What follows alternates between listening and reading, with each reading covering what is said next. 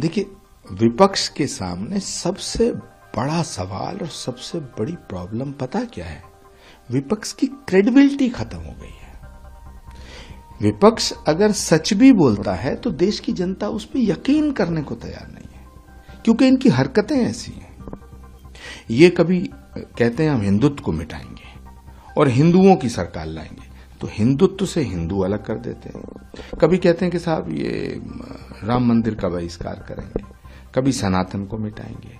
तो सवाल इस बात का है कि जो विपक्ष या कांग्रेस पार्टी खास तौर से वंदे मातरम का उद्घोष किया करती थी, वो कांग्रेस आज भारत के टुकड़े करने वालों के साथ खड़ी हो गई है।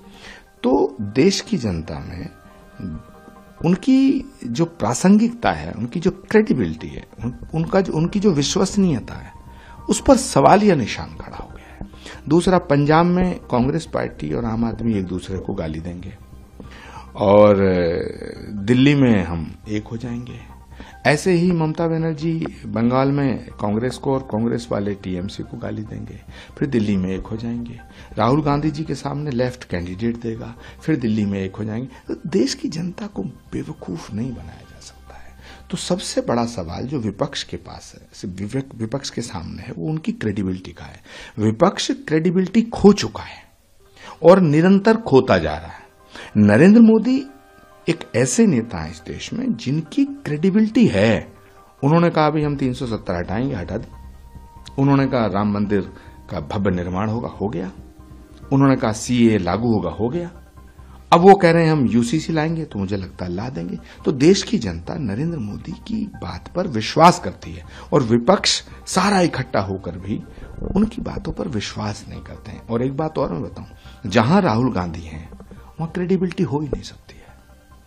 देखिए, विपक्ष के सामने सबसे बड़ा सवाल और सबसे बड़ी प्रॉब्लम पता क्या है? विपक्ष की क्रेडिबिलिटी खत्म हो गई है।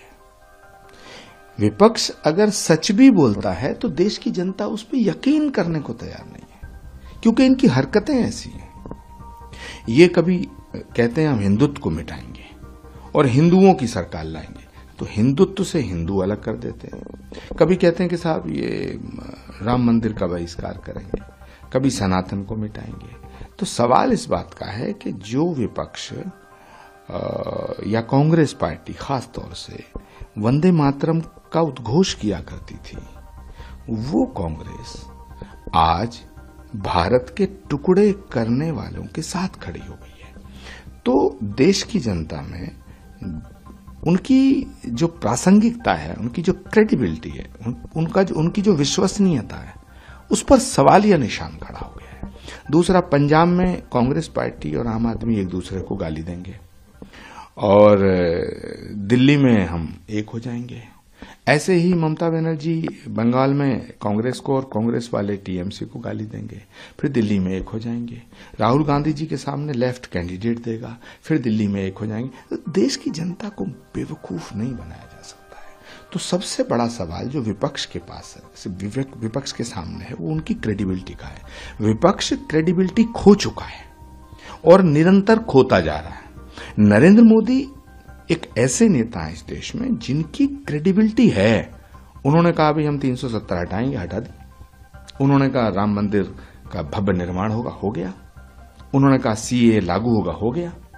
अब वो कह रहे हैं हम यूसीसी लाएंगे, तो मुझे लगता है ला देंगे। तो देश की जनता नरेंद्र मोदी की बात पर विश्वास करती है और विपक्ष सारा इकट्ठा होकर भी उनकी बातों पर विश्वास नहीं करते हैं। और एक बात और मैं बताऊं, जहां राहुल गांधी हैं वहां क्रेडिबिलिटी हो ही नहीं सकती है।